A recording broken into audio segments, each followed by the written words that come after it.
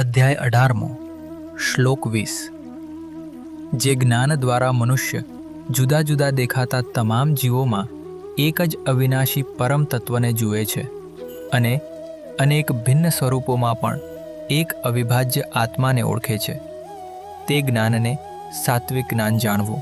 આ શ્લોકથી ભગવાન 3 ગુણોના આધારે જ્ઞાનના 3 પ્રકાર સમજાવવાનું શરૂ કરે છે. અહીં સૌપ્રથમ સાત્વિક જ્ઞાનનું વર્ણન કરવામાં આવ્યું છે.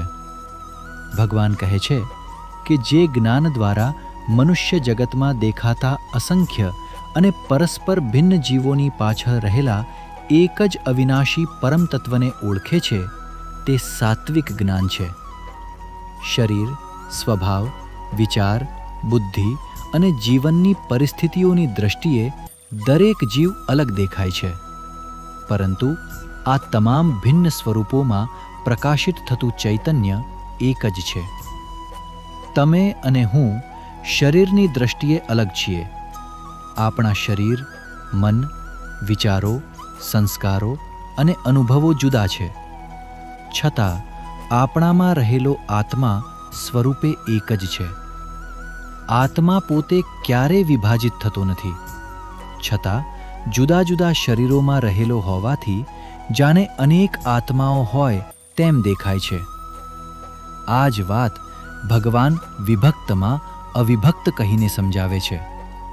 જે બહારથી અનેકમાં વહેંચાયેલું દેખાય છે, તેમાં પણ અંદર એક જ અવિભાજ્ય સત્ય રહેલું છે. અનેકતાની પાછળ રહેલી આ એકતાને ઓળખવાની દ્રષ્ટિ જ સાત્વિક જ્ઞાન છે. આ જ્ઞાનનો માનવ જીવન અને સમાજ પર ખૂબ ઊંડો પ્રભાવ પડે છે. જ્યાં સુધી આપણે માત્ર બાહ્ય ભેદોને જ જોઈએ છીએ, ત્યાં સુધી હું અને તું, મારું અને તારું જેવા ભેદમાંથી સ્પર્ધા, દ્વેષ અને સંઘર્ષ ઊભા થાય છે. પરંતુ જ્યારે મનુષ્ય દરેક જીવમાં રહેલા એક જ આત્મતત્વને ઓળખવા લાગે છે, ત્યારે સ્વાભાવિક રીતે પ્રેમ, કરુણા, સંભાવ અને પરસ્પર સન્માન વિકસે છે.